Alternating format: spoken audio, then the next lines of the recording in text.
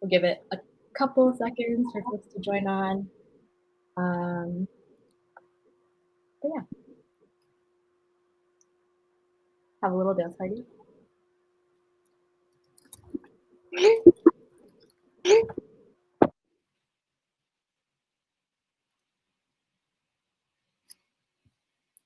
Hello to the folks who are joining. Thank you for joining us today on this fine Tuesday afternoon. Taking time out of your days. We'll give it a few for folks to join on, and then we'll get started.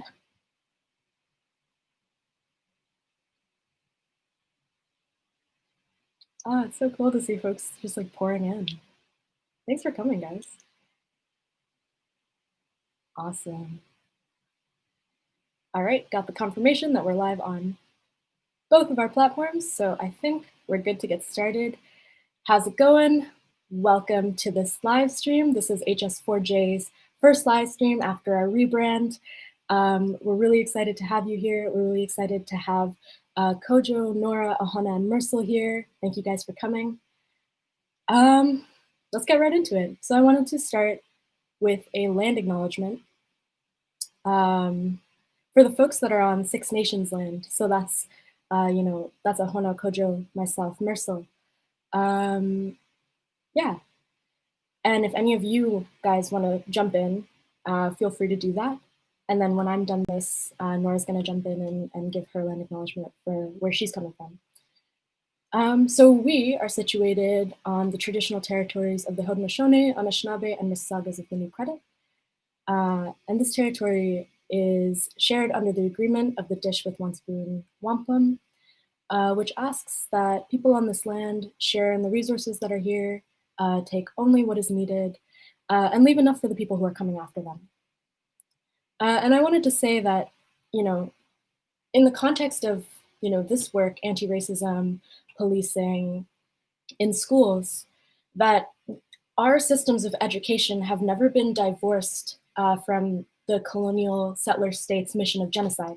Some of the first systems of education on this land were the residential schools, which, as Sir John A. Macdonald said, were meant to kill the Indian and the child, right? So it's impossible to divorce racism from education when so fundamentally these things are intertwined. And so we have to use that knowledge to move forward in our work and really understand the need for Indigenous student voice and the ways in which policing has always and will always target Indigenous people. Yeah, and we also want to shout out 1492 Landback Lane and say that we're standing in solidarity with the land defenders who are holding down the fort there. Their e-transfer, if you want to support, we'll be tweeting out their info, but it's Landback Six Nations, the number 6, at gmail.com. So that's landback6nations at gmail.com. Yeah, that's all for my land acknowledgement. Anyone else on 6Na want to say your piece? If not, we'll pass it to Nora. Go for it. Cool. Hey, everyone. I'm coming from Quebec City, which is the traditional territory of the Huron-Wendat, who also hold traditional claim over the land I grew up in, which is also Six Nations territory in just north of Hamilton in Georgetown, Ontario.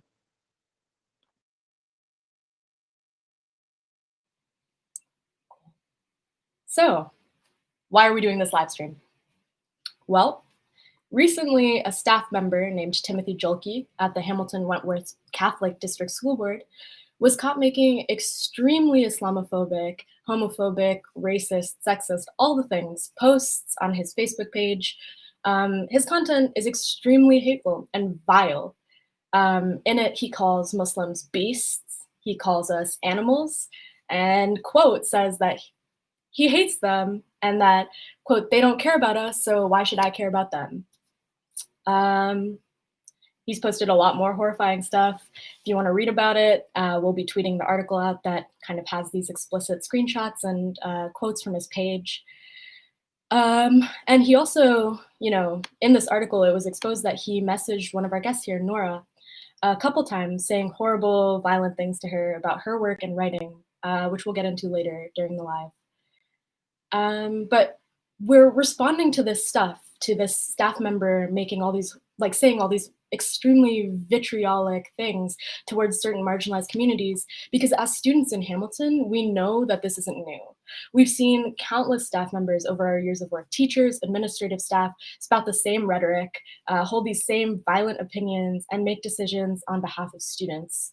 And that's why that we know that this kind of violence, where people who hold authority over students, over youth, and have this kind of hatred for our communities is not divorced from policing, right? These past 5 years, we've been on the forefront of this fight against racism in the Hamilton-Wentworth District School Board. So that's our public board. And we know that the system there prioritizes upholding racist behavior, protects racist staff and systems more than it cares about Black, Indigenous, and racialized students. So HS4J, Hamilton Students for Justice, we were formerly known as HWDSB Kids Need Help.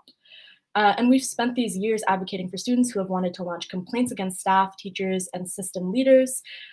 We've held town halls to compile data in the board, data on the lived experiences of racialized and disabled students in the board. And we've written several reports using that data. Most recently, though, we won this years-long fight to terminate the school liaison program in the Hamilton-Wentworth District School Board, which was this policing program where police would be paired up with kids, and you know, students would have to interact with police officers in this really like intense, intimate way. And so coming off that win, you know, where this program was terminated, we realized that the fight was far from over, right? So that students across the city and province have been going through the same things that we went through, and that they've been fighting as well. And so now we see the need to expand, and that's why we rebranded to Hamilton Students for Justice, and why we're now pushing for police-free schools. Oh, sorry. Police-free schools across all of Hamilton and across all 4 school boards here. So today we're having this panel discussion with students both from the Catholic and public boards, and with Hamilton community leaders and writer-activist Nora Loreto. And I'm going to introduce all of you. So first bio I've got here is Kojo Damptey, pronouns he, him, is an interdisciplinary scholar, practitioner, musician, and decolonial advocate. His work revolves around communication, music, African culture, African politics, international development, and social movements. Born in Ghana, he moved to Hamilton in 2001 to pursue a degree in chemical engineering at Mac. He's currently working towards a Master of Arts at McMaster University in Cultural Studies and Critical Theory, studying African political thought for the 21st century and beyond, and has also received a Master of Arts in Interdisciplinary Studies from the Royal Roads University. Nora Loreto, pronouns she, her, is an activist based in Quebec City. She's the author of Take Back the Fight, Organizing Feminism in the Digital Age, and From Demonized to Organized, Building the New Union Movement. Nora is the editor of the Canadian Association of Labor Media and a sought-after facilitator. She presents regularly on media relations, writing, editing, social media, and online security and privacy. She also writes regularly for magazines, newspapers, and online outlets. She speaks about social movement organizing, activism, the far right, and many other topics. She co-hosts Sandy and Nora Talk Politics with Sandy Hudson. And locally, Nora is involved in many solidarity and anti-Islamophobia movements. Mursal Mohammed has survived 2.5 years of high school. He's in grade 11. He's a Black youth aged 17 and immigrated to Canada 13 years ago from Eritrea, but is Somalian. He's been going to Catholic high school for the past 2.5 years and has experienced and witnessed racist, Islamophobic, sexist, and homophobic acts from fellow peers and teachers. He spends most of his time going to the Space Youth Center, where he volunteers as a youth leader and in return acquires a place to vent his anger and frustration about the terrible experiences at school. At the Youth Center, he was part of the Youth Action Council, where him and 9 other youth leaders aged 13 to 24 would make decisions on how the Space Youth Center should proceed with their programs and more. He's been going to that youth center for just as long as he's been in high school, and it's changed his life. And finally, last but not least, Ahona Mehdi, pronouns she, her, is a member of Hamilton Students for Justice, as well as a group of youth working to defund the Hamilton Police Services. She's also a former student trustee with the Hamilton-Wentworth District School Board, where she served during the 2019-2020 school year, working alongside student organizers to remove police from Hamilton schools and expose issues of systemic racism among the HWDSB Board of Trustees. So, thank you all for being here today. I'm really excited to hear what you have to say, and let's dive right into it. First question for all of you, and feel free to answer this in whatever order you choose. General context setting. Why police-free schools?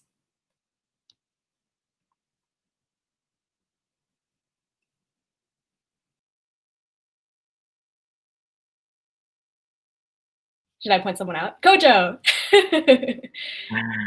Yes. You mentioned that we live in a white colonial settler state, right? So when we look at the history of policing, policing is an extension of that colonial mentality and that colonial state. So when we talk about police-free schools, we are actually talking about removing uh, one aspect of colonial violence on students in our educational system. That's the overarching argument I would make. So that is why police-free schools are important. Policing is not part of uh, an educational function, right? And we also have to remember that criminality in a white colonial state is based on race. We saw that last week in the States. We've seen that when many indigenous nations and people are fighting and reclaiming land and their environment and culture. So that is what we're talking about when we say police-free schools. And I guess I'll hand it over to Ahona. Yeah, for sure. I think when we look at the current state of police within schools, police are intended to criminalize and harass and intimidate and inflict violence upon Black, Indigenous, and racialized youth. And these are kind of for the most insignificant infractions of school rules. And so when we look at this kind of criminalization of children, um, it kind of instills this culture of, punishment and fear and violence within students and kind of within schools. And so not only, does this like perpetuate the school to prison pipeline, but it also, creates this fear among students to kind of speak about their experiences of harm.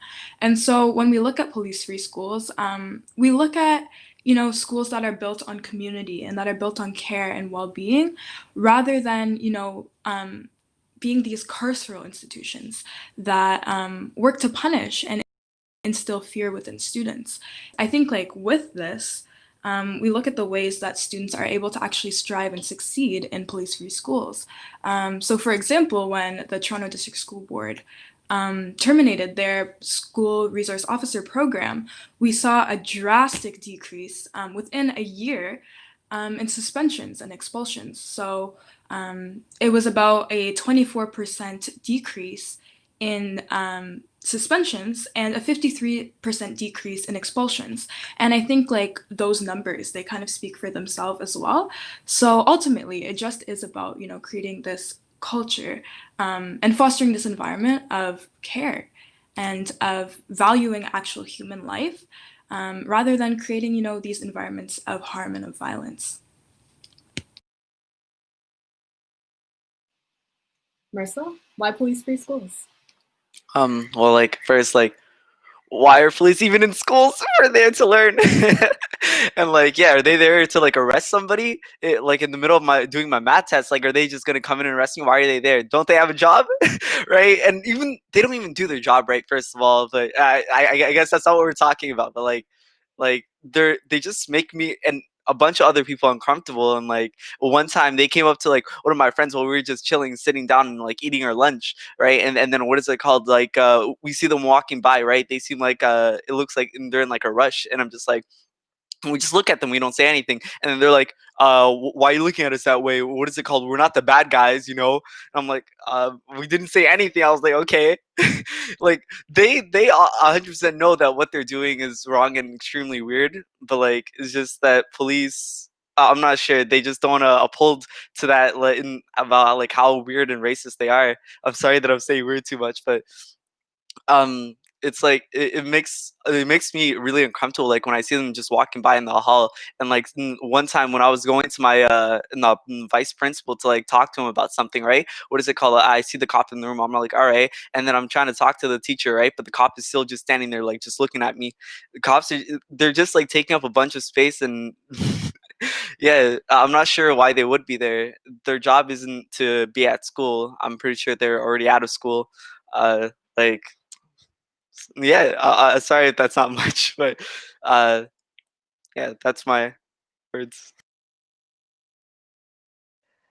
Yeah, everything Vala said has been like right on, and I think that for me, I think the most important thing is to go back to this question that Rain mentioned at the start of the foundation of schools in Canada and any settler colonial state, but the foundation of schools in Canada are to produce white supremacy. They are production factories of white supremacy. And it's not just the residential school system. Like that was a part of it, but the mainstream school system is built on the same ideas as the residential school system, except for white, right? So you go for Christian, and we're talking about the Catholic school system. I also grew up in the Catholic school system, so I'm pretty intimately aware of that. And my parents taught in Peel, in the Peel Catholic school district as well. And so I grew up with lots of stories of racist colleagues that my parents would talk about, who would just identify students based on infraction and then harass them. And so I think, when that's the foundation of the school system, the reality is that actually teachers and the administration, they play already a policing role within these institutions, right? The institution itself is to reinforce and manufacture the social strata that exist. And so then you look at the system, you're like, hey, we have racist principals, we have racist school board trustees, we got racist teachers, we got racist students in the class. Oh, you also want to put the cops in there too? Like, it's not already racist enough. It's not already hostile enough. You have to put police in too. And so then the question is, then the school location is a site not only of harassment from state security forces and from people that have authority granted to them by the school system, being the teachers, administrators, or whatever, but then it's also the social production of why we elevate police within Canadian society, right? So the police get entered into the system not to harass people. Oh, obviously not. Okay, there might be some that do that. They might be entered into the system not to stand there and look at students and make students feel weird, which I mean, that's exactly what it is. Like, using the word weird makes a lot of sense, because it is like, what the hell? It's super weird. But also to elevate their status within society, right? I think about the first time that I had a police officer in my schooling, which was in grade 6, and she came in, it was a woman police officer who came in to teach us that drugs were bad. And she did like a 10-week course with us about why drugs are bad in Georgetown.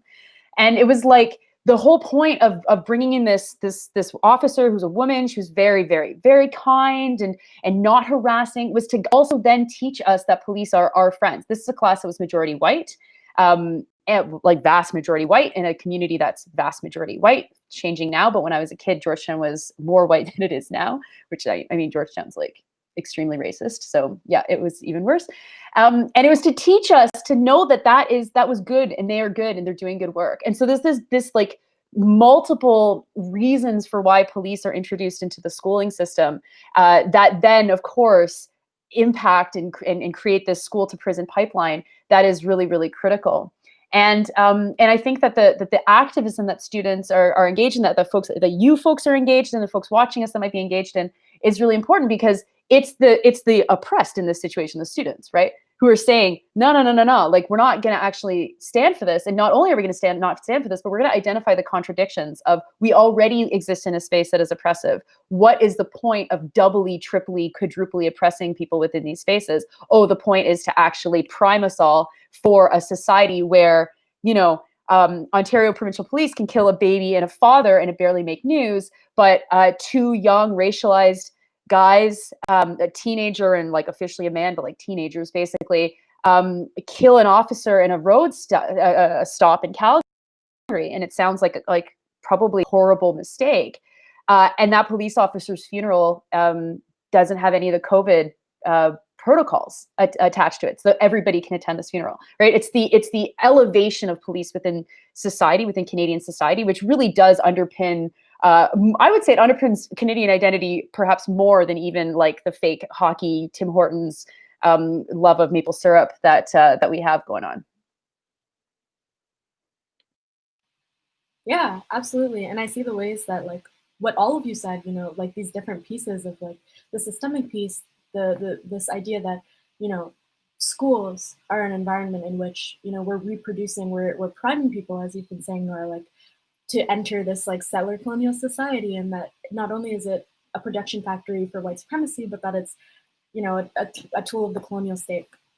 And so like with what Ahona was saying about like the expulsions dropping, the suspensions dropping in the Toronto District School Board when the police liaison program was removed there, like you just see hugely like how the role that the police play in facilitating this, like, you know, this the goals of the settler colonial state, which is to keep the oppressed and to make sure that certain voices aren't heard, make sure that students are feeling uncomfortable and weird, and you know, lacking, like losing the sense of like identity and strength and personhood that comes with like the constant surveillance of policing. Yeah, thank you all for your answers. So my next question, it's directed at the students who are on this panel. So that's Ahona and Mursal. And I just want to ask about your experiences. So in terms of racism at your boards, like what have you seen and how has it affected your experiences in the learning environment? And either one of you can feel free to answer, but I feel like maybe as a facilitator, I should choose someone. So Mursal, go for it. Well, like, there were like a lot of experiences with like racism in my school. Specifically, one teacher, drama teacher. It was my first time doing drama. It was a grade 10, and then like this guy is just like he's trying to like some teachers, right? They just hate students, right? But this teacher wants to be a student. I'm not sure. He's like doing all these like extra things to be hip and stuff like that. And then like what he's like saying a bunch of like racist jokes and like really like stereotypical jokes. Like one time when we were going to go to like what is it called, the theater, this guy was like on the theater is right next to the prison, and then he looks at a black student and he's like, you know where it is.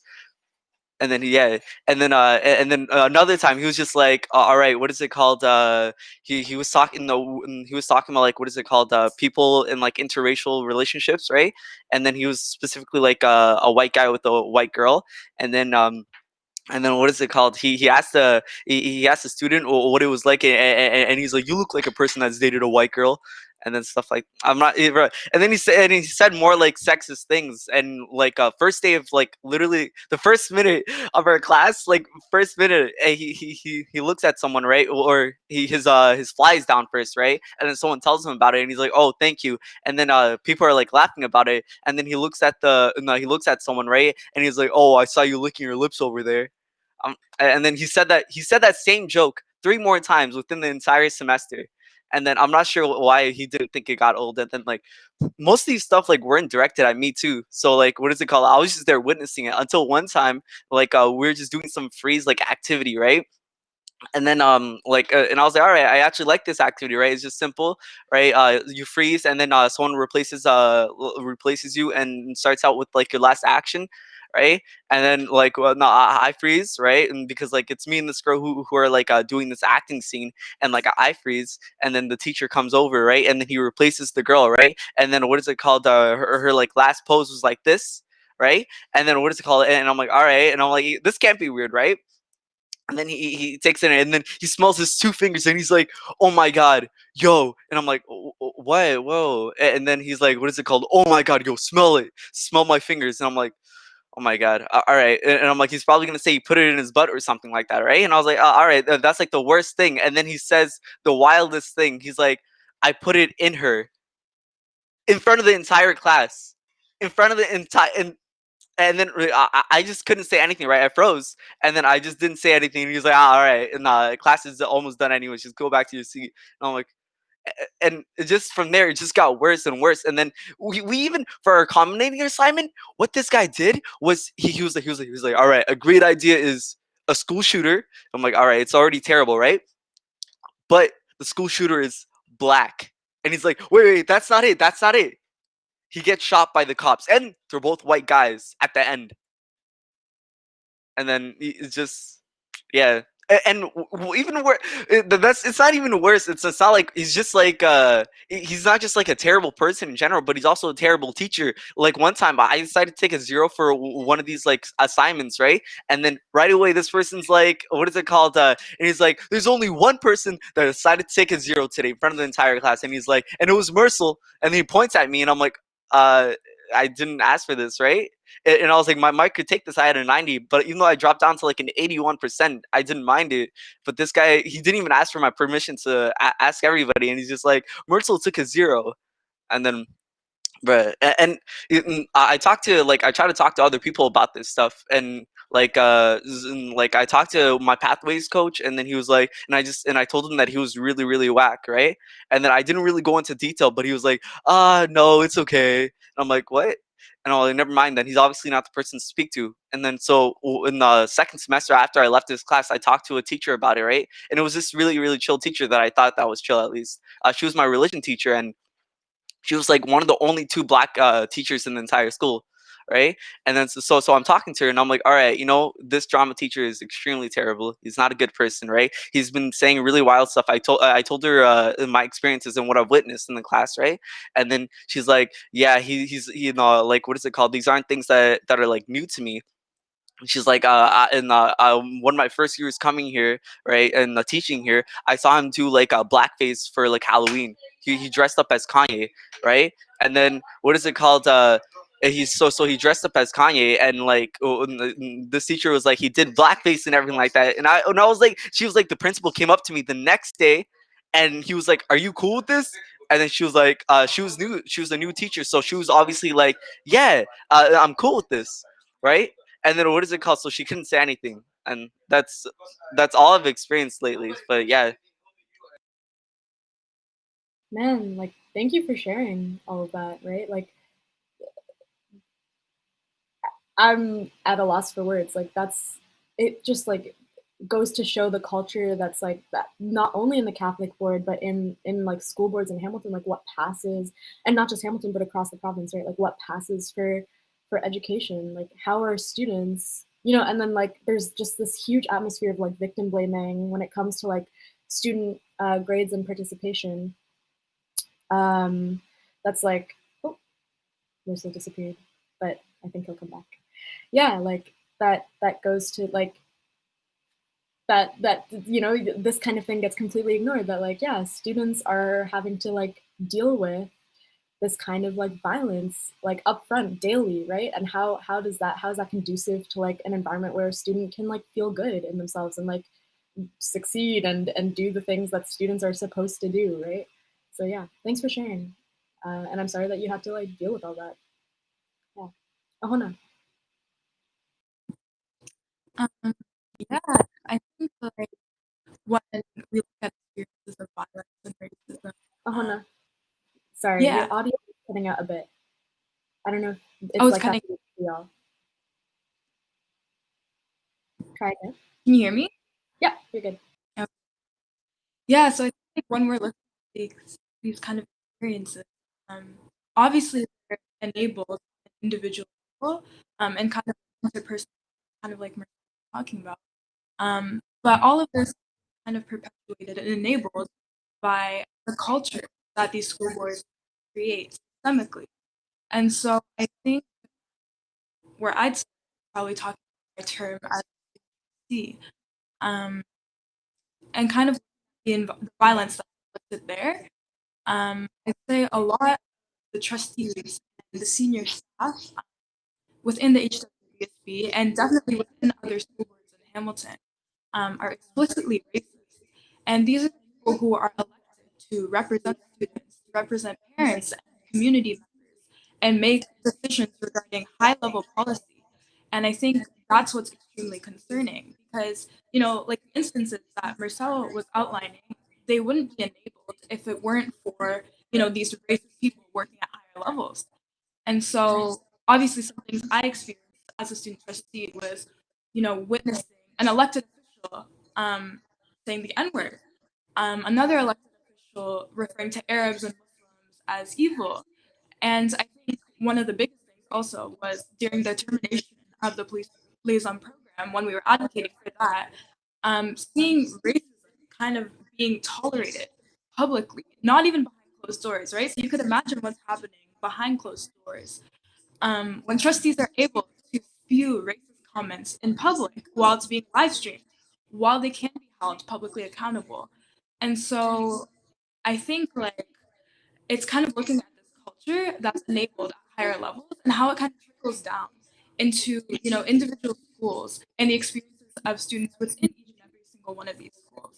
And so, for example, at, the June 22nd board meeting, when we were advocating for terminating this program that is extremely racist, that had caused a lot of harm for Black and Indigenous and racialized students, trustees were able to spew racist comments and kind of imply like rhetoric surrounding the idea that, all lives matter and that only Black students were being heard, and that, basketball, white students playing basketball with cops was more important than the harm inflicted on Black students by police. When we were looking at that, the chair of the board enabled all of these white trustees to spew racist comments throughout the entirety of the board meeting. But when one trustee called this out, a racialized trustee, he was silenced. And so it's looking at, this overall culture of, silencing racialized voices and prioritizing white students time and time again. And obviously this does trickle down, within schools if these are people who are supposed to be representing the school board at the higher level. Yeah, thank you both. Yeah, I mean, I don't need to expand on your points. You guys were both very, very articulate and said what you needed to say. But just to drive forth the point that, like, yeah, like this exists at all levels of the school board. It's not just isolated experiences. It's not just one-offs. It's, Mursal's experience is horrifying, and the whole classroom that had to deal with that, horrifying.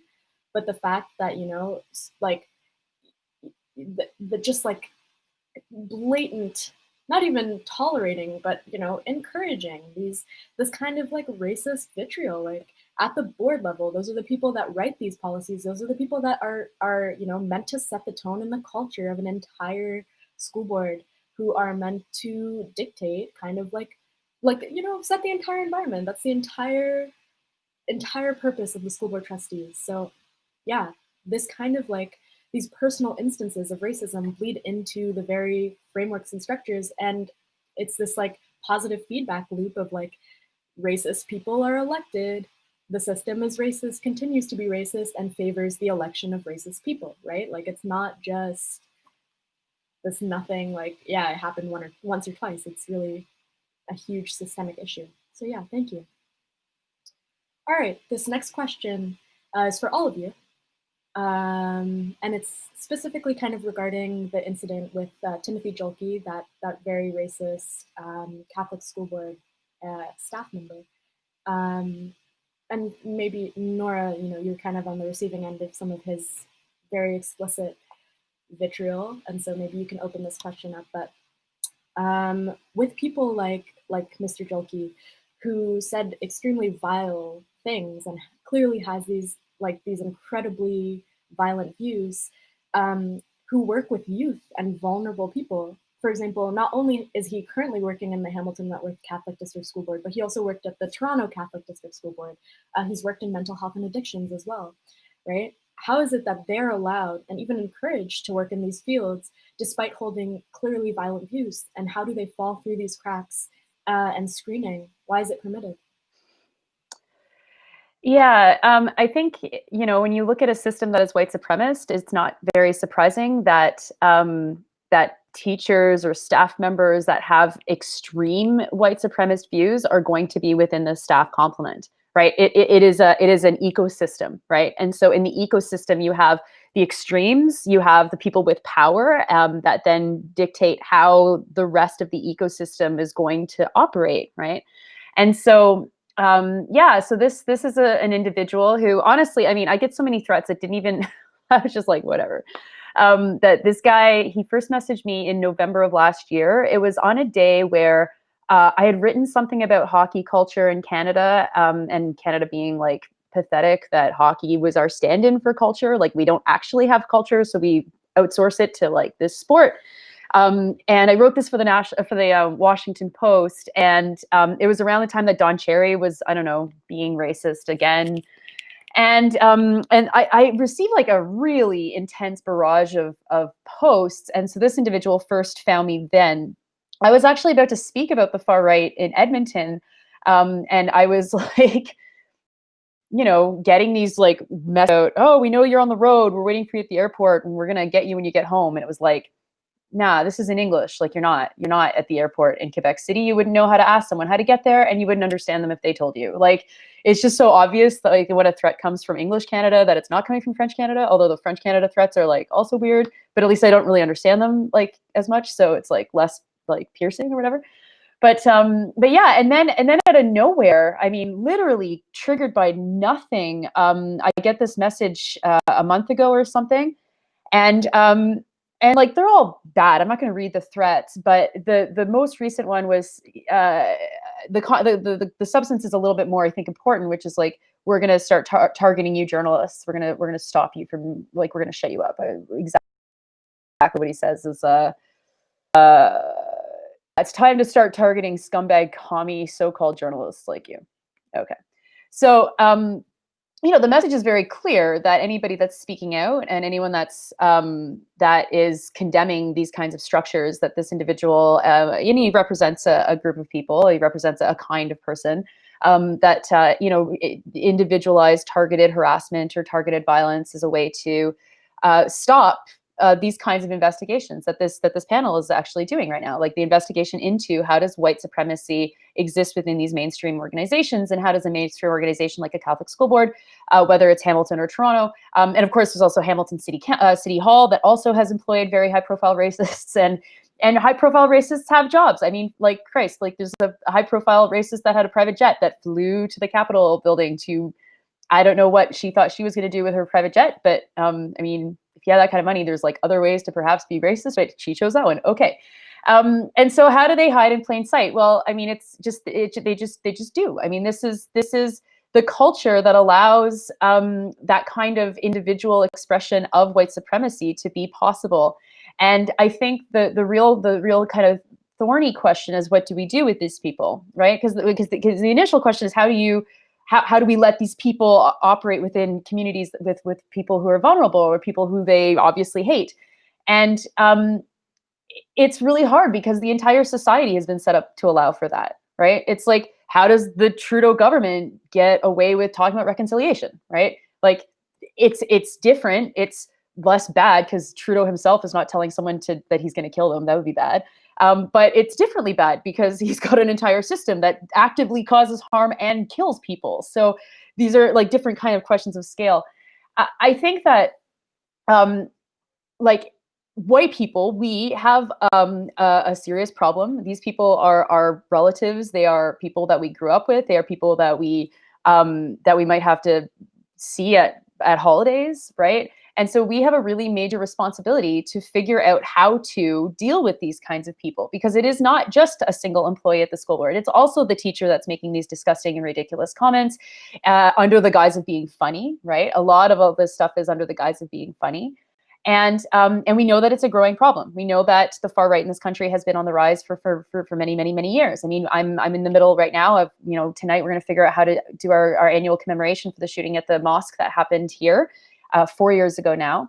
And what strikes me as most interesting is like that we've seen this transformation of the far right to target specifically questions of Islamophobia, race, towards the mask situation, right? And so now race has been removed because they're talking about something that's public health. Of course, race is not removed because this has got a disproportionate impact on racialized people. So how do they get access to working in vulnerable situations? Well, because the system allows for that. And the system actually needs individuals to be that cruel, because that helps to set the tone for other individuals about where the line is for too far. And so it is too far to tell someone that they are whatever this guy said to me. However, that too far means that there's this whole range of racism that is actually completely acceptable, and that's actually necessary. And it's necessary because for marginalization to happen within our society, we need to actively marginalize people. We need to set people up high and we need to set people down low. And that process of active marginalization, it's economic, it's social, there's emotional ways that we do that. But it does also require these acute kind of stochastic instances of hatred that will come out from these individuals from time to time. Yeah, thank you. Ahona, you want to speak to this? Yeah, sorry, I cut out there for a bit, so I wasn't able to hear the question a lot, but I'm guessing we're speaking on the racist staff member at the Hamilton Catholic District School Board. Yeah, so to reiterate, I can just repeat it, just that we're talking about like, how is it that, folks like Timothy Jolke, but also, countless other individual staff members, system leaders, teachers, people who work in vulnerable sectors, how is it that they even manage to get there? How are they encouraged to work there? Why do they fall through the cracks? Yeah, absolutely. And I think like with that, it's important to acknowledge the ways that these systems obviously were built to protect and prioritize these people. It's not a flaw in the system. Obviously, the system was built in order to, obviously allow for them to have amplified voices rather than the students within the schools that are actually impacted. And so I think like when we're looking at these things, it's not, isolated, obviously, because if we look at, Mursal's drama teacher, or if we look at, Timothy Jolke, like these people are, it seems like they're kind of like the harm that they're causing is like incremental and it's small, but it's very, very much intentional.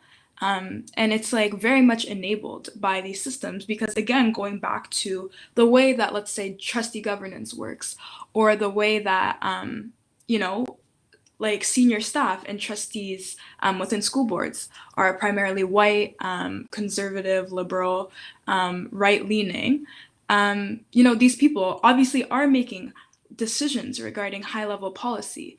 And so when this is enabled, it's enabled for racist teachers and racist staff to get away with these violent things. And so I think like when we're looking at it, obviously it's just not isolated. And it's something that's collective, and it's something that the system works to do in order to, again, further oppress and further marginalize Black, Indigenous, and racialized students.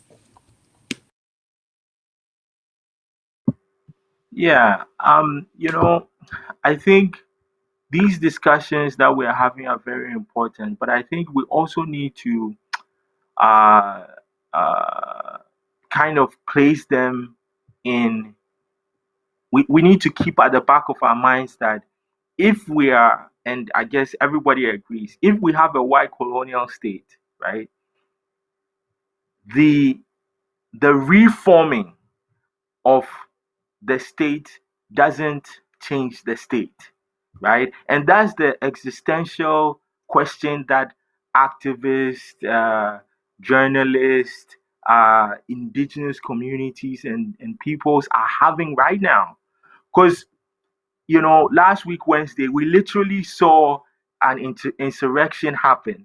We saw someone incite.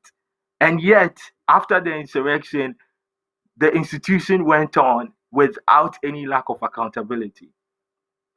The same can be said in Hamilton, right?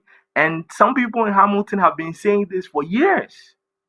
We had a mayor, or we do have a mayor, that saw white supremacists congregate in front of municipal government, didn't say anything, but then made a joke about an insurrection. And there was a lack of accountability, right? We have an educational system where you see members of teachers, staff doing all of this. And we have to ask ourselves, even if, right, even if I suggest or we suggest to the board, there should be anonymous reporting of racist hate incidents that happen at elementary and high schools, whether it's student focused or parent focused. There should be socioeconomic race-based data on all school-related activities, the termination of the school liaison program, hiring of racialized teachers, anti-oppression and anti-racism training for teachers, principals, vice principals, trustees, superintendents. Even if we do all of that, there is still a chance that there will be continual violence. So we have to be mindful of this two-prong that we are staring in the face. That yes, this is a colonial violence that we are seeing, but even if we do recommendations, the violence will continue, because we have to remember that even for racialized folk, we might be elected, we might have people in there, but the weight of white supremacy even breaks our ankles, and eventually we succumb to white supremacy, right? So I think we have to be mindful of that, while at the same time holding these institutions accountable. Because it might be that eventually, and this is what we are talking about in policing, when people say disarm, dismantle, and abolish policing, right? Maybe we're also saying, you know, re-educate, take the books, dismantle the education system. And that might be the liberation that we need. Because if you dismantle the education system, right, then now we are not saying that these ways, these ways of education is what enabled residential schools, right? So we have to keep that in mind, and we have to make sure that we don't lose that, because sometimes that's how we end up replicating white supremacy.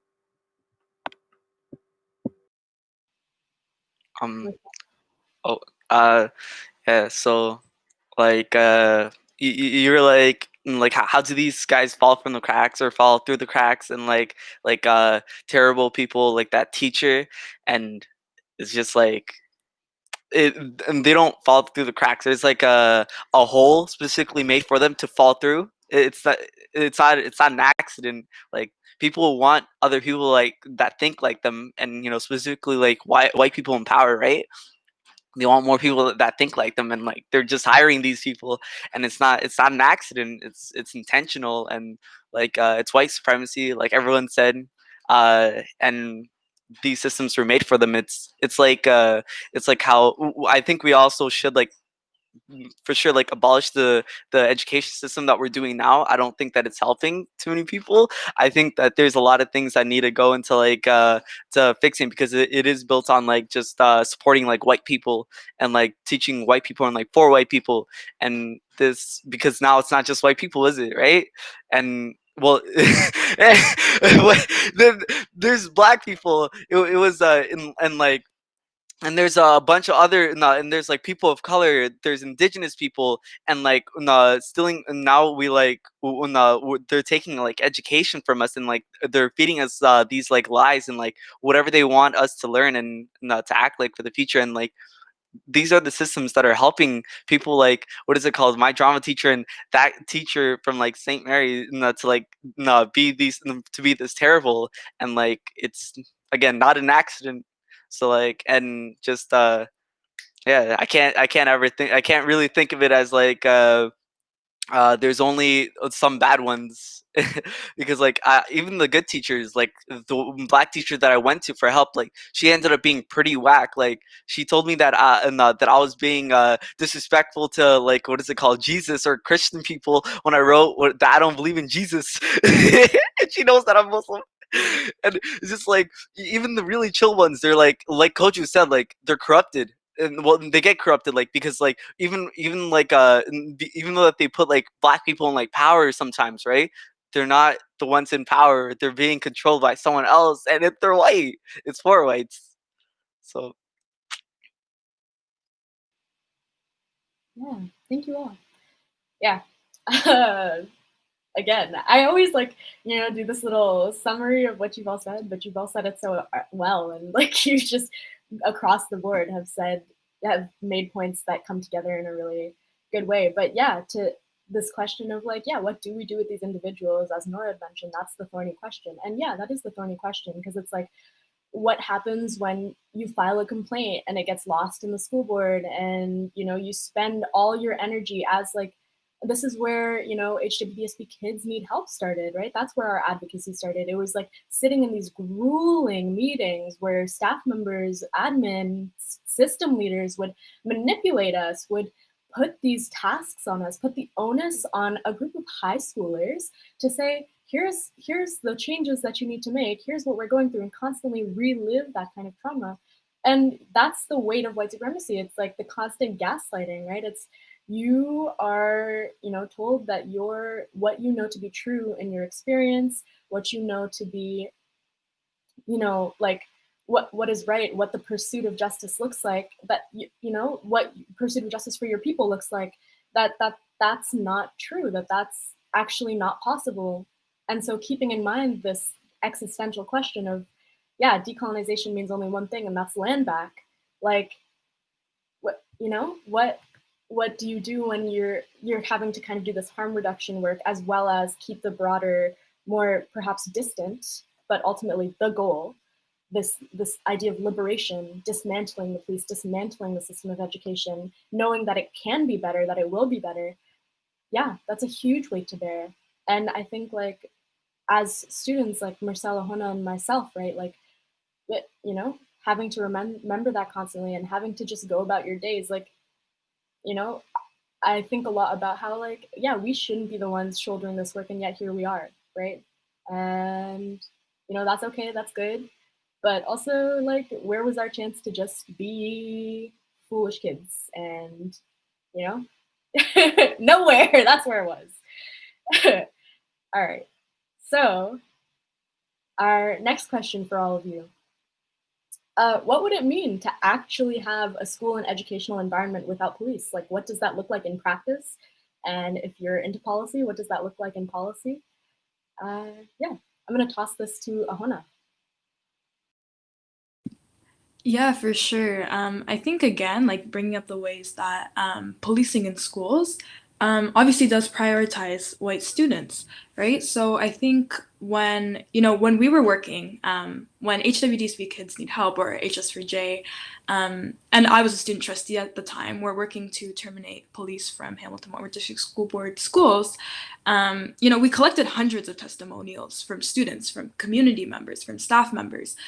We heard of kids being, carted in their own hallways wrongfully. We heard of Black and Latino kids being, drug searched wrongfully, kids, being handcuffed and placed in the back of police cruisers. And so obviously these are violent incidents of harm caused at the hands of police. And so I think that like these stories, obviously, they're seen as invalid and they're seen as illegitimate because they're coming from Black and Indigenous and racialized students, rather than kind of the white students that, these school boards and that these institutions are intrinsically designed to prioritize and to protect. And so with this, this data collection of, testimonials and real life stories from these Black, Indigenous, and racialized students, obviously they're never going to be validated. And so the thing is that these organizations are going to always choose to corroborate and validate, white, colonial, and institutional forms of data collection over the actual lived experiences and experiences of harm of Black, racialized, and Indigenous students. And so again, it's bringing up kind of like how trustees were like, hey, some of these white students, they play basketball with cops in schools. Is that all going to be gone just because, a few Black students, were harassed and intimidated by cops? It's kind of like looking at this mentality. And so overall, I think when we're looking at police-free schools, it's kind of, again, about creating and fostering this environment of safety and in this environment of care and community. And it's looking at believing Black, Indigenous, and racialized students the same way that you believe white students, the white students who have always continued to be prioritized. And so, like, on that level, that's kind of more on like an individual level, but also in terms of policy, it's looking at kind of giving students more of a say and what in terms of what safety looks like to them, in terms of what you know, learning and growing together looks like to them. And again, it's moving away from these forms of punishment and these forms of violence and moving towards kind of an education system that operates in order to foster well-being and in order to foster care. And yeah, I think it's just something like beautiful that we could create. I think even outside, again, kind of like Kojo was saying, it's like outside of just removing police from schools, it's kind of rebuilding the education system, not just looking at let's take this one aspect out. It's looking at kind of like rebuilding everything within itself. Because again, this is how these systems work, right? We say that this program was terminated, but again, if you look at, you know, Toronto schools or Peel schools, these programs are implemented in different ways and disguised as something else. And so even though right now it looks like, you know, the Hamilton Public School Board has terminated this program, we look at the way that it's still being reviewed and the school board is still looking to bring police back into schools. And so, even understanding the fact that this program was terminated, we look at the review and we look at the, you know, the upcoming reports, and we see that the school board is looking to have the Hamilton Police Services interact with students who are harmed at the hands of police, serving to kind of re-traumatize these students. And so we look at these systems, and again, time and time again, they intentionally cause harm to Black, Indigenous, and racialized students by placing them in the same rooms as the people who have harmed them. And so I think, like, when we're looking at this, it's kind of looking at it in a holistic way and looking at how we truly remove police from schools rather than providing, you know, another way for staff and administrators to call police into schools and further harm Black, Indigenous, and racialized students.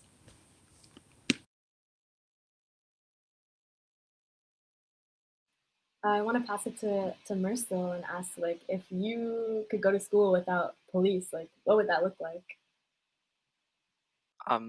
Like it looked like police not being there, to tell you the truth. But yeah, just like no cops roaming the halls, no teachers like what is it called, not being like, or none of them like coming to class and being like, stay in school, don't end up in jail and stuff like that. And I'm like, you know. It's not like I can help that very much, you know, if you're the person arresting me, and then is this. But I hope that it also mean that, because like no teachers in schools. I hope that I mean, no police in schools. I hope that no teachers pick up the role of like policing hallways and stuff like that, because like they still do that. Like I'm in the hallway, right? A teacher lets me go to the washroom, and I'm just like walking into the washroom. The teacher's like, "What are you doing? Why are you here?" I'm like, for the washroom. I do that way more often than I really thought that I had to. But I had to explain why I was going why I was going to the washroom to them. It was weird. And like I hope that it just mean that there's no like or there probably will be, but without police too, like I hope that it affects like everything in the school, not just like also like what we're taught, and like what you guys talked about. You guys talked about like us not being, or like police not being like inserted into our lives, and like just us like thinking of them as like friends and stuff like that, because they're not. um and yeah, just so that I really like for the teachers, just like and them like trying to act like police too. They do that very very often. Like some of them are like they're like they're like veterans, and they're like, and they try to act like tough and stuff like that, and they're like, oh yeah, don't do this and that, and then they're always like just being like really there's where I'm not sure if I'm allowed to swear, but I'm not. uh, oh, it's allowed. They're dicks. They're dicks. Oh my god. Yeah. That's it.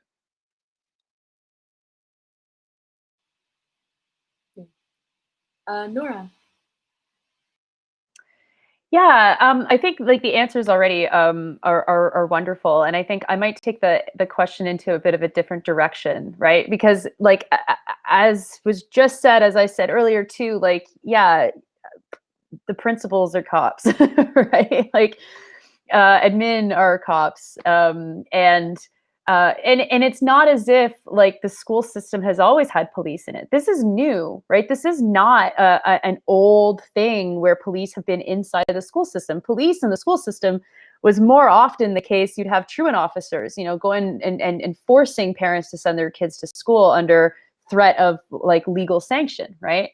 And so like I think it's important to remember that this is just like another grasp of white supremacy trying to maintain its control within a school system that is increasingly diverse, right? Like there's a direct relationship with the increasing diversity, or we could say decreasing of white population, which means that the white supremacy has to intensify, right? That's the relationship between those two things.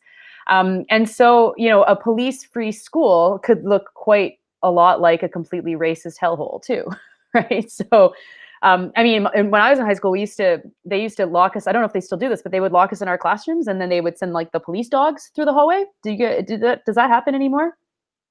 No, drug dogs. Yeah. So we would like be all forced into our classrooms, and then drug dogs would run up and down the hallways to try and sniff out drugs in people's lockers. And it was just awesome if you were like locked in with someone who you knew was like a dealer, because they'd be like sweating, right? They're like, oh my God, I hope the dogs don't find my locker. Right. And then we didn't have a school police program, right? That was just like, oh, it's we do this twice a semester, everybody, surprise, dog day. And we're like, and you watch the dogs, and it was very stressful, right? So yeah, so it's like, as Kojo was saying, like we have to like really like imagine the revolutionary changes that are required within the schooling system if the entire system is meant to entrench and enforce and reinforce white supremacy. One of the things that I think that might be an interesting thing to mention, especially because of how this has been organized, is that one of the fundamental ways that we can transform education in a way that's like not too difficult to imagine, because a lot of the transformations then get into like very philosophical and kind of like imaginary or imaginatory kind of exercises, which can be difficult for average people to participate in. But giving students power is like one of the very simple ways that schools can be transformed. And power being like giving students that like the finances, the freedom to have autonomous organizing is so important. And this has been something that that you can see like through secondary to post-secondary. Administrations know very well that if they control who is representing students and who is speaking on behalf of students, then they can control what students are saying. And the students who are most disenfranchised, who care the least about student government, who care the least about the political stuff going on at school, can find themselves like being the most impacted, the most marginalized, depending on what the kind of student that they are, right? And so in the college system, this is a really interesting kind of part of the history in Ontario. In the college system, the most radical student unions in the province were college students. And the reason for that was because the college program was cheaper, they were more working class, it was shorter, they had less to lose, and they were radical in the 1970s. And so the college administrations, what did they do? All across the province, they just said, it's illegal. We're not collecting the money that students are giving us to give back to the student union. And we are going to put our administrators on the student union bodies themselves. And so you can see a lot of parallels within the high school system, because there is no autonomous student organizing within high schools. It's just not possible. You try, right? You might have clubs, but at the end of the day, you still usually need a teacher. Doesn't matter how cool that teacher is. There's still going to be, you know, rules around autonomous student organizing. And so the college system, so this happens in the 1980s. And so fast forward 3 decades, and there has been no radical action from the college sector in Ontario since. That's all it took, was to just clamp down on the organizing within the college system. Now you look at Quebec, where like built into the system in Quebec was a period in Wednesdays where classes could not be scheduled, so the college students could get together and do autonomous college student organizing without the influence of their administrations. And what do? You have a militant engine of student activism that rises and falls depending on what kind of moment you're in time that you're in, right? And at the peak of the last moment was, of course, 2012, where, driven by college students, high school students were involved, and of course university students were as well.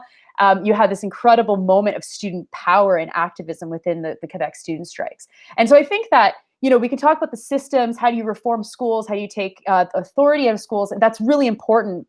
But for students, I think imagining about the power of autonomous student organizing, regardless of if you're in the high school system or if you're in the university system or the college system, I think that's really, really exciting and really interesting place to have that. Okay, then what's the next steps to fight some of these forces that we're identifying today? Yeah, wow, that was, that, you took us to school right there. Yeah, my last comment would be, we started with the land acknowledgements that talks about the 201 Pump Belt. So a question would be, what does that say about education? What would an education model that honors the 201 Pump Belt look like, right? I think that will move us into a space where we can then have frank conversations and not center white supremacy, but center alternative ways of knowing, right? Because white supremacy says the white race and white people are the only thing that matters. So we need to move away from that. So that's what my kind of suggestion would be, and what it looks like is not for me to say, because it's an expansive view, and more questions and discussions need to happen. But I think because I'm always asking myself, why do we start with the land acknowledgement, and how can we infuse that into the work that we do moving forward? So that would be one of the things that I will add. But yeah, autonomous student organization, I support. And that's good coming from Kojo, because he's a prof. So Kojo students, you heard it here first. Uprise against this man. No, I'm kidding. Don't. Sorry, Kojo. But yeah, thank you all for your insights, right? Like, you guys kind of got to the point I was trying to get to with this question, which is that, like, yeah, police-free schools, like, very small step in the broader scheme of, like, no, the entire system, like the entire, just like foundationally. And yeah, it is, as Nora said, like, it's hard to get into that space of like this like reach into your imagination. Like, there's, I don't know much about it, so I can't speak to it too much, but the idea of capitalist realism and like that, like the pessimism is like the only truth, that like, oh yeah, like, we've seen that this system does the bare min, doesn't even do the bare min. Like it just straight up is harming and killing and benefiting off of decades, centuries of like extreme violence, right? Necessitates it, but that's the only way. And it's not, right? It's not. And it's not up to this panel of 5 people to figure out, what a world without police looks like and what police-free schools look like. But I really appreciate your insights. And so yeah, on this note, I have some questions for Kojo and Nora. Specifically around kind of this broader concept of abolition.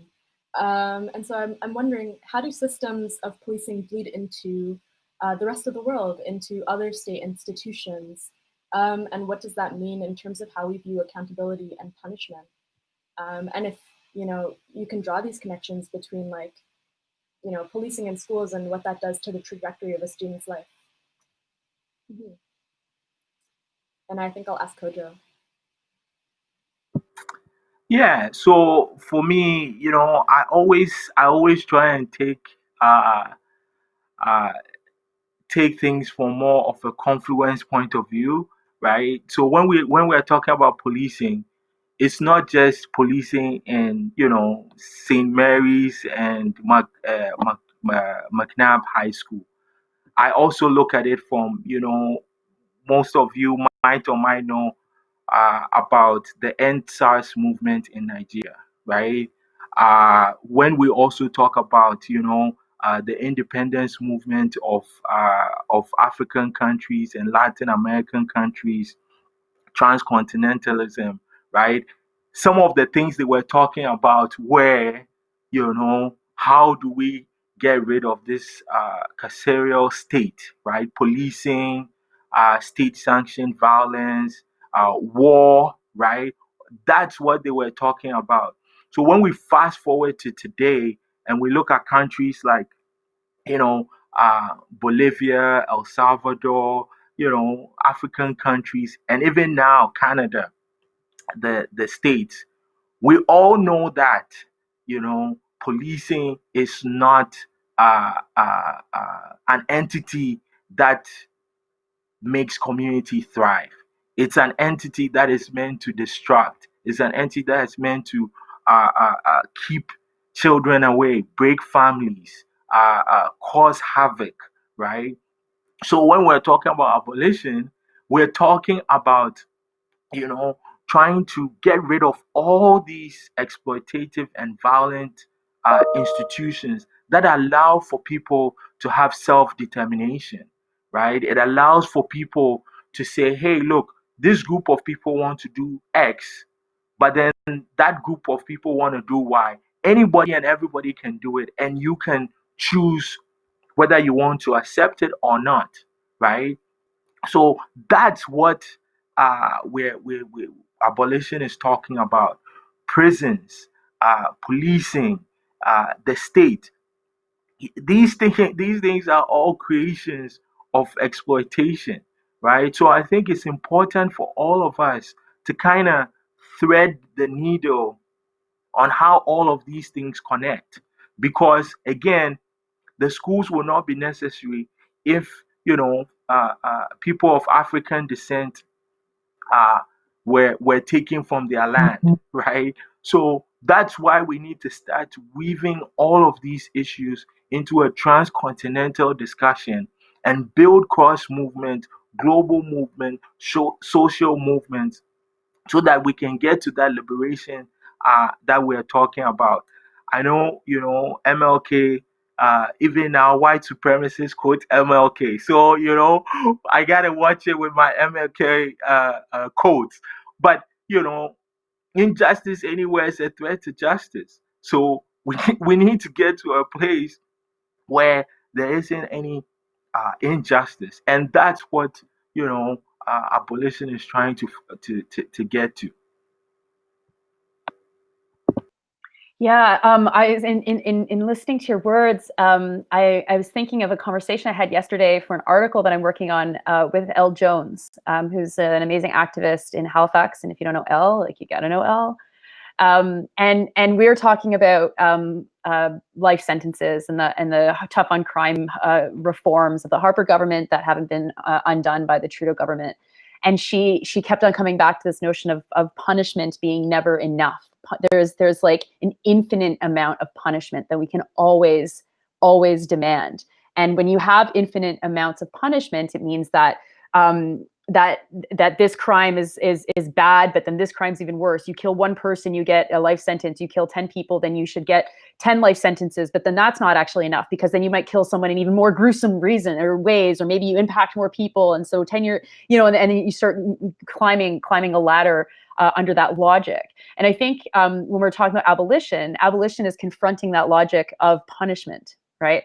And abolition in Canada, in any settler colonial state, is directly tied to colonialism, right? So when we talk about abolition, we are often talking about abolishing the colonial structures that have been set up to literally create the state that we are currently living in.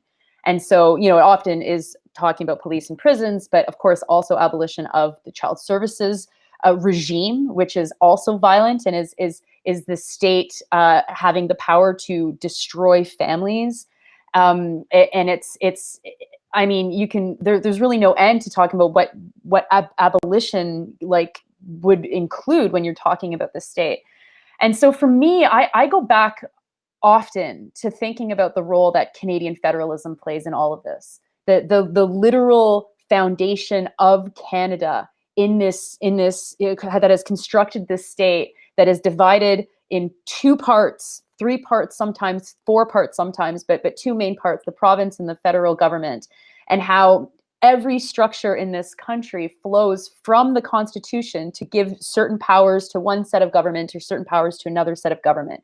But at the foundation, the powers always have in common the maintenance of white supremacy. And so it does not matter what at all policy you're talking about, and it does not matter what government you're talking about. The maintenance of white supremacy is embedded within the structures of these of how the Federation has set us up. And then you fall into contradictions with an NDP that's like, yeah, we're against police violence, but then they will never ever say that they're like for defunding the police. That's just too far, right? Because that calls into question the very foundation on which Canada has been created. And I think when we're so abolition for me, and I'm not a scholar. I mean, I have to say that I'm just kind of like an average guy, right? Like I do my reading and I engage in these kinds of conversations and I listen to people. So like, forgive me if I'm not getting it completely right, but in my mind, abolition has to be intimately tied to undoing the project of Canada, of undoing the federal arrangement that allows the carceral state to permeate itself. And the difficulty in this, and then I go back to Elle's comments, is in the desire that people have to see punishment. That there is a natural desire to see something corrected that has been wronged to you. Of what that thing might be, of course, is different, and who commits which crimes is up to the person, is up to the definition of the Canadian state, which of course is going to disproportionately impact Black people and Indigenous people and racialized people. And so how does abolition fit into the Canadian Federation when we're not even talking about undoing Canadian federalism? I mean, that's a monster project. That's a monster set of problems. And so parsing it out in the abolition of police, abolition of child services, abolition of prisons, I think makes a lot of sense, because those are the most obvious kind of institutions that perpetuate and continue the violence that's happening.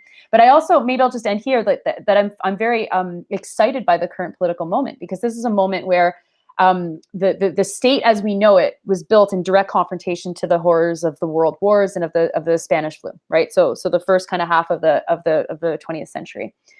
The state was built under a liberal paradigm to make sure that all of the worst parts of what they had just witnessed couldn't happen. And what we gave up in this arrangement was we gave up the fringes, right? We gave up actually an ability to radically confront the state, because we are in a liberal agreement that this was better. But better for who? It was better for white people. It was better for white people with money and with status. And the way that everyone else was satisfied was this strong social safety net that, well, at least you could go to school for free. At least you can have free healthcare. At least you can have social services if you need it. The reality, of course, is that was not ever fulfilled, and that started to get worse and get worse and get worse. And so now we're in this moment where people are saying, what is liberalism serving? It's not serving us at all. It's actually just another masked version of white supremacy. And so I think that as we see this more and more, we're going to be able to have more of these conversations and actually have some more activism around demolishing some of these structures that are continuing to perpetuate these injustices.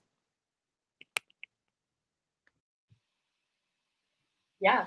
That's my response. That's the first thing that comes to mind.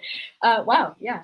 Like, I think monster project is right. And I think like saying that, we're not talking about like undoing the Canadian project. Like, yeah, we are. Totally we are. 100% we are. Every conversation that is a move towards justice is a conversation about undoing the project of Canada. 100%. So yeah, that's a fantastic point to make. And in undoing the project of Canada, right? Like that is where we like the understanding of like global revolution comes, like this idea of transnational solidarity and these discussions that need to happen like across the world, because these systems have been transplanted, like they stem from colonial violence that is very regimented, and it's regimented the same ways across the world. It may not have had the same outcomes, absolutely not, but these systems are, reproduced over and over and over again in any place that's been touched by the settler colonial West, right? Like that's just true. So absolutely in figuring out like where we're headed with abolition, like there's no right one conversation. There's not just, prison and education, but there's war. There's the entire state. There are these like systems of violence that, you know, they're all a part of the same thing, and abolition does confront all of them, or hopes to confront all of them. So yeah. Got 2 more questions. I would like to shout out the people who have been consistent. Like, we've had this consistent just group of people who've been watching. Shout out to the people who are watching. Thank you for sticking it out. You know, it's been a minute. It's been a while. We've been talking a lot. But we appreciate that you're engaged in this and that you're enjoying the conversation as much as we are. Yeah. All right. So this is a question for all of you, and I think I wanna start with the students on this one. So Ahona or Mursal, maybe Mursal, if you could put any task to the school boards, what would it be? What would you ask of your school boards? Anything you want. You can go crazy. It can be more than one, right? Absolutely, please. All right. Well, well, I definitely start with stop the, like, what is it called? The testing system, or like just and I just hate standardized testings. It's just terrible. It just makes me feel stupid. It's memorizing. Like, you want me to eat up all the knowledge and then just vomit it out? I'm not bulimic. Like, I'm not able to do all this and then all that, and then like, also, can they just be like can they slow it down a little bit more sometimes? Like, and also, I want more variety too. Like, there's not enough, like, and I have to. It's not a choice that I can't, like, that I can't skip science or something like that, or math and stuff like that. But math, like, at some point, it's just like not, it's not necessary. And like, unless you want to take it, like, you shouldn't have to take it. And also, like, teachers, they should definitely check in on teachers' like well-beings more, or like, because like some teachers, a lot of teachers, and also like the great, I mean, the pay for teachers, maybe that's why they're just really tracked sometimes. They're not being paid enough.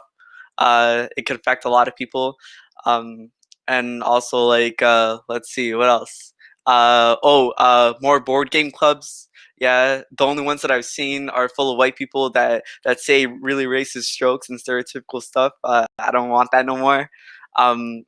Decent anime clubs without a bunch of weeboos, that'd be useful too.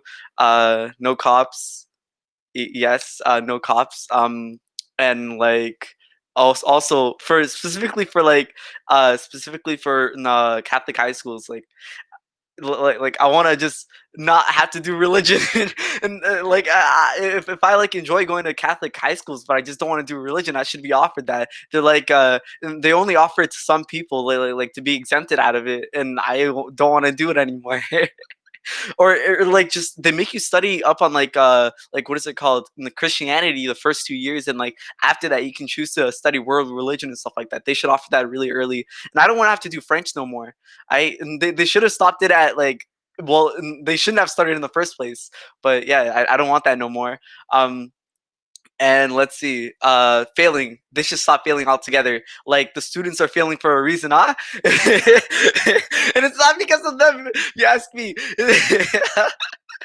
Oh my god, yeah. Like, it's just when students fail, like, it's just like they like I failed classes, and I just like feel like such a shame about myself, and I'm just like, this is terrible. And like, when exams start coming, I'm just like, oh my god, like, I'm not sure what to do, like, if I'm doing this bad already. And like, percentages and stuff like that, like the midterm stuff, like, it's just, oh my god, it's just more ways to make me feel shit about myself, and it's not good. And also, counselors. I don't think we have good enough counselors. I think, like, most schools only have like 3 counselors for every school or something like that. That's not that. I don't think that's enough for like schools with like hundreds of students. And then let's see, better like ESL systems, stuff like that. I think, especially since like Canada takes in a bunch of like immigrants, and like, I don't think the ESL system is all that, you know. It could definitely be better. And like, and a lot of times, and like, people like people think of ESL as a terrible thing. Like, I remember people being like, to my siblings, like, oh, you're from ESL and stuff like that. It's like it's a shameful thing. Like, yo, English is my second language, all right. Yeah, probably a lot more that's just not coming to mind, but a bunch of things that should be changed, if not everything. everything should be changed. Actually, yeah, all you guys are talking about, like abolishing the justice system and like rebuilding it. Because like if we're just building on this system that only supports like white people, and then like yeah, it's not gonna get any better. Like adding a cooler water fountain doesn't change like teachers, right? Or like what we're learning. It's just, yeah, it could always be better. 100%. You are a joy and a treasure trove of knowledge, man. Like, that was great. Like, yeah, 100%. Everything that you said, every single thing you said, like snaps to it, right? Like, that's not, like, what are students gonna do if they're not feeling empowered in their learning? Like, what are you supposed to do? But if you have a drive for learning, as you, Mursal, so clearly do, right? Like, just in the years that I've known you, right? Like, such a hunger for more learning and knowledge. But what does that mean in a system of like standardized testing and mandatory courses? And like, yeah, when, you know, it's hard to speak 2 languages, okay? Geez, like, what the, why, yeah, it's true that students shit on other students for being an ESL. Like, that's just a non-logic thing, right? Like, that is that is carried out by the system of white supremacy. Sorry to interrupt. I'm gonna pass it to Nora. I don't have much to add because that was awesome. I think that school boards definitely, as I said, have to empower students and not just give students more power, but literally back off of the power they have and divest it to students. And then I live in a place without school boards anymore. We abolished them, which is a bit weird in Quebec. But as someone whose kids are learning French, like they're in the French school system, and as a parent that has only been speaking French for a couple of years, and yes, you're right, it's super hard. Yeah, I would like to help them streamline their communications because I get so much stuff from school and I'm like, I have no idea what this means. And I miss so much that my kids are like going to the school, like not wearing green on Green Day. They're like missing picture day because I didn't understand the correspondence. So figuring out how to like streamline communications to make it so much clearer for parents that don't speak English or don't speak, in my case, French. Yeah, I feel that every day. And my poor kids know that mom and dad don't understand what the hell's going on. Ahona. Yeah, I think like first of all, everything Mursal said, like absolutely beautiful, 100% true. And I think like with that, to kind of expand on what Nora is saying, like it's strange because the education system is supposed to serve students. That is the priority. That is what it's built to do. But it doesn't, right? And so it's just like looking at actually giving students power, because I think right now, like student advocacy, student activism, student voice, these are like very much tokenized terms, but they're not actually like in place, they're not implemented properly. And so I think like providing students with the opportunity to have autonomy over their own learning and to have autonomy over their well-being and their, you know, the way that community can come together and the way that there's accountability within school boards, or maybe not even within school boards, right? Maybe in an education system that is not colonial and that is not prioritizing white students and white staff and white community members. And so I think like even right now, when we look at the way that school boards are structured, obviously senior staff, majority of teachers are white. And so I think with that, we look at, you know, as a former student trustee, I know that the school board was always like, yeah, we like really respect student voice because we have a student trustee. But at the end of the day, like there are only 2 student trustees. There are like 11 other trustees, adult trustees, and they're the only ones who have a vote. The student trustees who are supposed to be representing like thousands of kids, they have no vote. They have absolutely no voice.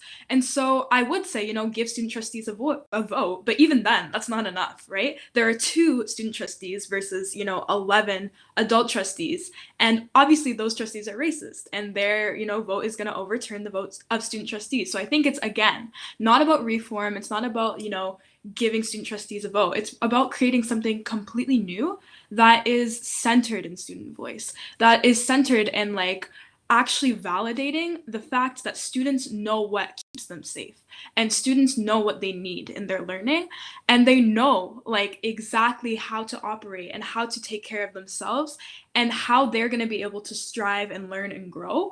And so I think just an education system that is centered in that is something that we really, really need to work towards.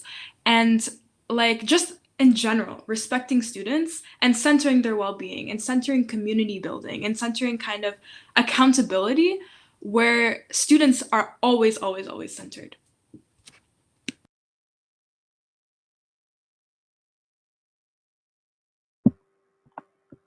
Yeah, yeah.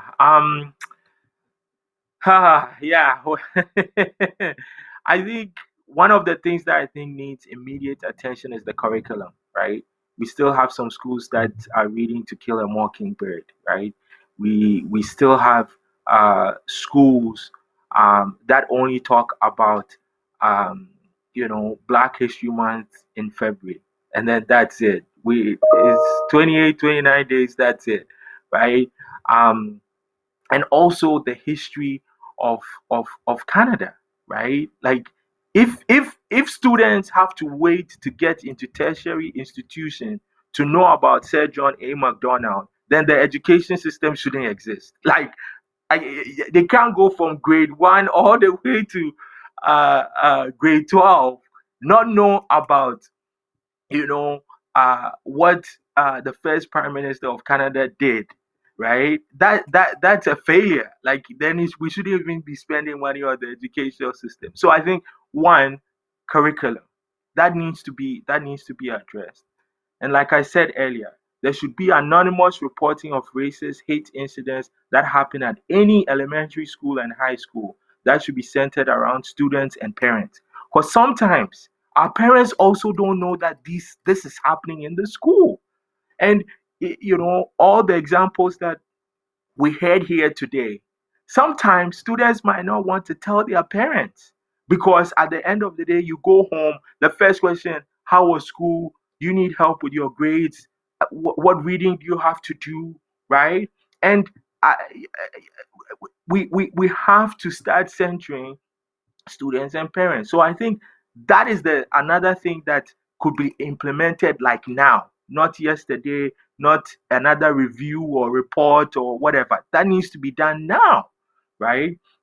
And then yes, we need to collect data, but we also have to be careful about the collection of data because collection of data can also be used against Black, Indigenous, and racialized students.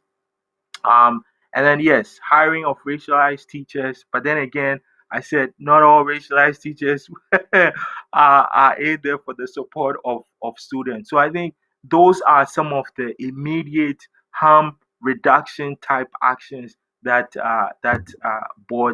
all boards can take. I've just been taking like fervent notes of everything all of you have been saying, so thank you. Yeah, 100%. I do also want to add to what Ahona was saying in terms of the student trustee vote, which is to go beyond even yeah, give student trustees the vote, but also like who runs for student trustee, right? Like in my year when I was student trustee, this was a few years ago, like 2017, 18, it was two students from one of the richest schools, including myself, two students from one of the richest schools in the city, right? One of the best funded schools, a school that gets tons of money from its alumni network, right? So it's like, who are the students? And historically, student trustees in the HWDSB have come from schools that are in wealthier areas, that are in really white areas. So it's like the entire system of student politics, like, yeah, because it's clamped down on by the need for administration and like this kind of like lack of autonomy, right? Like students don't get to advocate for themselves in a real honest way. And I have many critiques for OSTA, which is the Student Trustees Association. It's like a union of student trustees, if you will. But I'll leave that for now. Yeah, thank you all for your words. And this is the last question. What is the work? And it's a bit forward-looking. So what is the work, like whose work, that you believe will work in trying to get rid of police in schools? What is the work you believe in? See all of you thinking. I think I'll put it to Kojo first. Well, I mean, Ahona said this. Students, we should be centering student voices. We should take their lead. We should listen to what they have to say.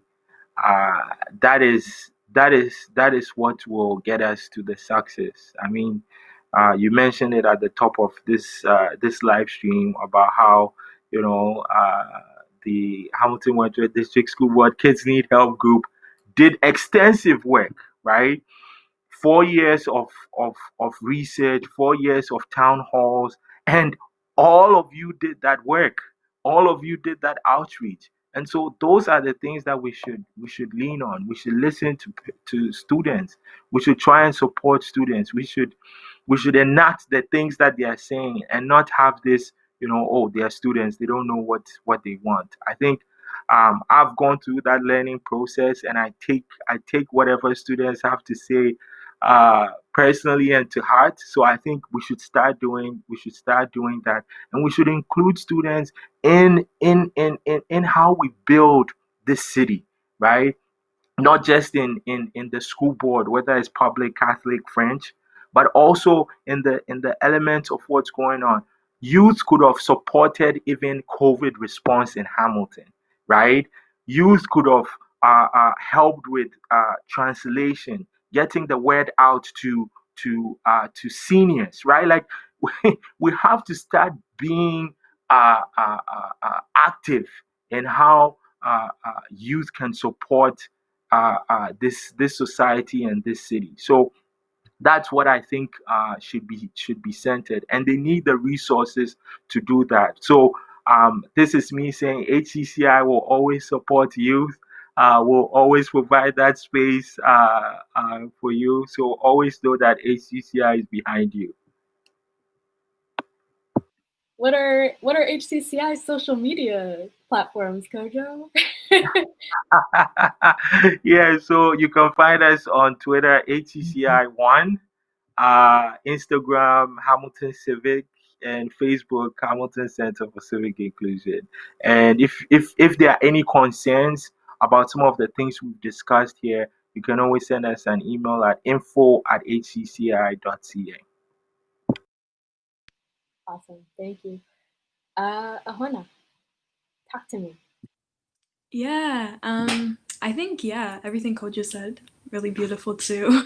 I think like when we're looking at, creating this like beautiful education system that serves every single student, we kind of have to look at like why things are happening the way that they are, right? And so I guess like, again, going back to like kind of the trustee like governance and how that works. Like even a week ago or so, we saw the chair of the Hamilton Wentworth District School Board, Alex Johnstone. She thought that she could speak on a panel regarding terminating the police liaison program within the Hamilton Wentworth District School Board. She thought that she had the place to do that, even though she's someone who actively like belittled and disregarded the experiences of Black and racialized students when it came to their urge and their fight to like permanently terminate this program. And so it's kind of looking at like, why is it that these people, these trustees, these higher level staff, these, white people feel that they have the ability and that they're entitled to speak on behalf of students, and that they're entitled to claim these victories and to claim this work as their own, when this is actually the work of racialized youth. This is the work of Black youth. It's the work of Indigenous youth. And this termination would not happen without the Black youth and the racialized youth who worked for it for 4 years and who like were exhausted, and their well-being completely like was diminished, right? It was not considered at all, right? And so I think like when we're looking at this, it's like, why are these people who are causing harm, who are inflicting harm at higher levels and individual levels, why are they centered in this conversation? Why is it not the racialized and Black youth who are actually doing the work? Because again, if you look at, the hundreds of anonymous testimonials that we collected as youth organizers, as, myself as a student trustee, students and parents and community members, they were completely comfortable coming to myself as an like as a 17-year-old youth and coming to a group of racialized organizers to share their stories and to share their experiences. But, you know, these elected officials who are elected to listen to these students and to serve these students, they were not able to do so. So it's kind of looking at, you know, these systems and how they are in place to, again, prioritize white students and to completely diminish and belittle the stories and experiences and, you know, experiences of harm and violence that racialized and Black students have gone through time and time again. And so I think, like, again, this work is, like Kojo said, students are centered in this work and students know what is best. Students know what they need. And like they're the only ones who have experiences within these schools right now. And they're the only ones that know what will keep them safe and what they need. And so again, it's like focusing on these students, focusing on these racialized youths who are doing this work, who are fighting for justice each and every day, and centering them in this conversation. And that doesn't mean that everyone can't be involved in this work. It just means that these voices need to be centered and that everyone else needs to be backing them. Yeah. I think to add to that, because everything is like that's perfect. But I wonder as well, like where are the teachers' unions in all of this discussion, right? Like what role do the unions have to play to offer funding and resources and space and whatever to uplift students' voices and to make sure that autonomous student organizing space is possible.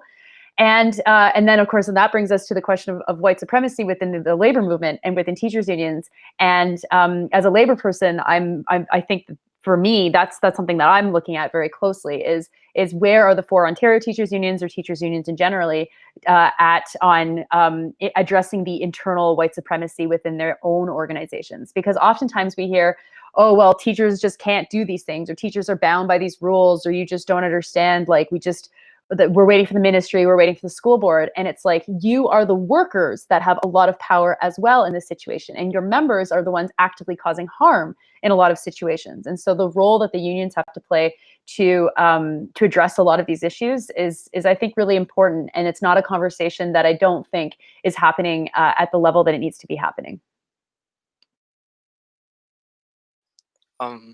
So yeah, like for the people or like whose work is gonna like not or make this happen, like get police out of schools and everything like that, and that's gonna create a change. And is for sure like students, like you all said, and I'm just being repetitive here, but yeah, just it's students and everything like that. But it's like as a student, like I didn't know that, like what is it called, that I was that I was like allowed to like object to like a teacher's way of like teaching and stuff like that. I thought it was just like, you know what, it's given to you, you gotta take it, or like whatever's happening in the school, you can't change it. Until like I went to the Space Youth Center and they're like, yeah, what your teacher is doing is pretty trash. I'm like, what, really? What? I thought this was like what everyone experienced. And they're like, nah. And then it's just like I think the sooner that students are like given or like not understand the rights that they have, because like because it can go a long way. Just like I didn't know that in school suspensions are like super contradictory, because like suspensions are supposed to be out of school. It's weird.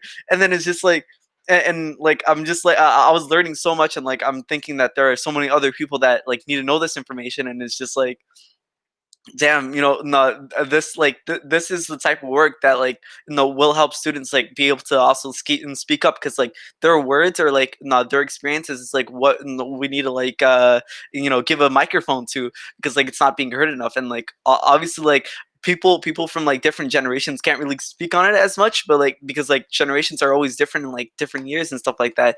And like they need to be the ones that are speaking up for like their rights and like what they need or what they need to like be educated and like learn. And it's not being given. But I'm not sure of too many like I don't have like too many resources. I only know like the Space Youth Center, the Hamilton Students for Justice, and the HCCI, and like I think, and I know that you guys are doing great work, and you guys are really great, and I see like so many students with you guys, and like you guys are like you guys are being that microphone to like and to make like student voices louder, and it's just like it's really great. and I think that your work and like other people's works as well, like that are able to do this, that are able to do similar things, will definitely be the change that like we all need to like get police out of schools and to help the education system, or to dismantle it and change it. Well, that brings us to the end of this live stream. Thank you guys so much. To Mursal's point about the Space Youth Center, I also grew up going there, so I would like to give it a little plug, which is that all of their social media, Facebook, Twitter, Instagram, it's at the Space Youth. Check it out if you're in Hamilton. They do a lot of online programming right now for COVID. Yeah, and it's a really great center. They do a lot of really cool work in the city. On that note, thank you guys kindly. I have some closing things to say, some concluding remarks, if you will. Stay tuned. Stay tuned for HS4J's work, because we are not done. This is the launching point in, the Catholic Board Police Liaison Program, the program that exists there. This is it. We're we're expanding our work. So specifically, if you're a student in the Catholic Board, you can reach out to us. You can DM us, email us, info@hs4j.ca. We'll be tweeting all this information out. We'll be releasing phone templates and email templates so that you can contact the director of the board and the chair of the board, the Catholic Board in Hamilton. And we'll be tweeting their social media out, as well as St. Mary's social media, so that you can at them, come for them, make sure that this staff member is held accountable, and more importantly, make sure that they know that students aren't going to stand for the things that not only Mursal described, but that so many students are going through, right? Like, unacceptable, absolutely. So yeah, stay tuned on our social media. All of it is at HS4Justice, Twitter, Facebook, Instagram, all of that good stuff. And yeah, thank you so much to our guests. It was an honor to share in this space with you. And yeah, thank you to everyone who watched from home. See ya.